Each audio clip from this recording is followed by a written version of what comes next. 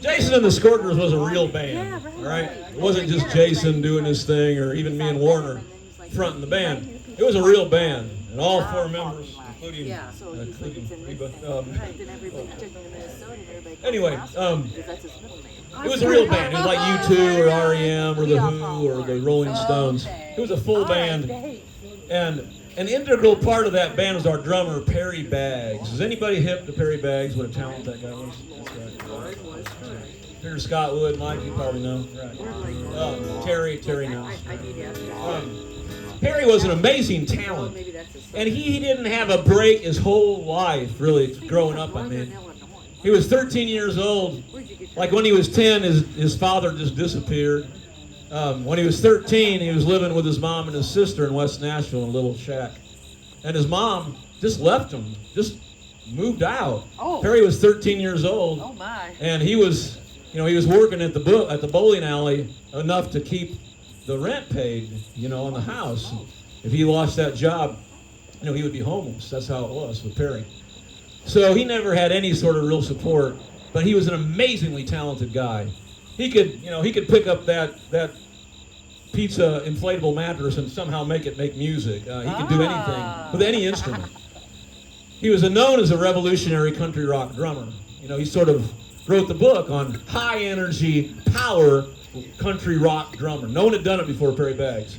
And just ask, don't trust me on that. That's sort of, just ask anybody who's a drummer in the 80s, Brad Pemberton, from Steve Earle's band, Steve Gorman from the Black Crowes, Bill Berry from R.E.M. They'll all tell you that Perry wrote the book. He did it. Wow. He was also, though, a fantastic songwriter. We didn't even know he was a songwriter. I was writing all the songs, me and Jeff Johnson, our bass player, were writing all the songs in 81, 82. In 83, Perry started bringing in songs, and they were really good, really commercial, catchy. They were singles, He brought in White Lies to us, and I was, oh my goodness, this is something, we've never done anything like this before. It was so catchy and so original. And the guitar part, he wrote the guitar part. Warner Hodges did not write that guitar part. Perry Baggs wrote the part. Taught it to Warner. Warner perfected it, but Perry wrote that part. Told me how to sing it, what kind of attitude to have.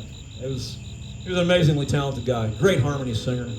So in honor of the great Perry A. Baggs, I'll sing this song all the way in Caseyville, Illinois. Give an honor to my friend, Perry Baggs. This is called White Lies. And please sing along if you want to. Try to hit those Perry Baggs harmonies if you can. White Lies.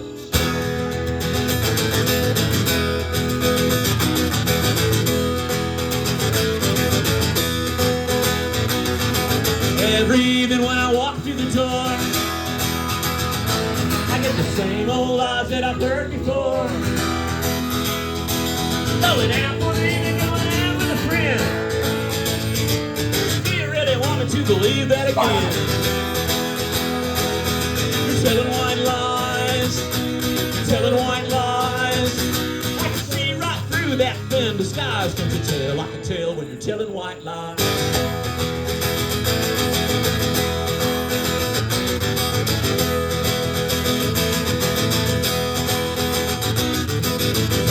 Change to set me free.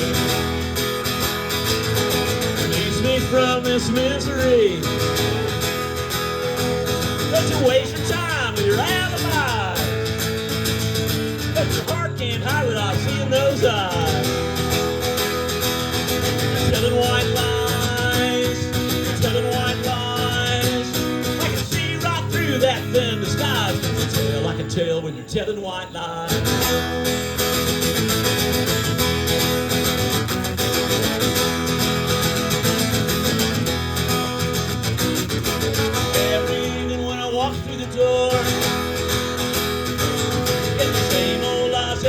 Before. Going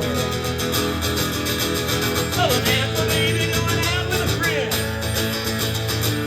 Do you really want me to believe that again? You're telling white lies. You're telling white lies. I can see right through that thin disguise. Can't you tell? I can tell when you're telling white lies. You're telling white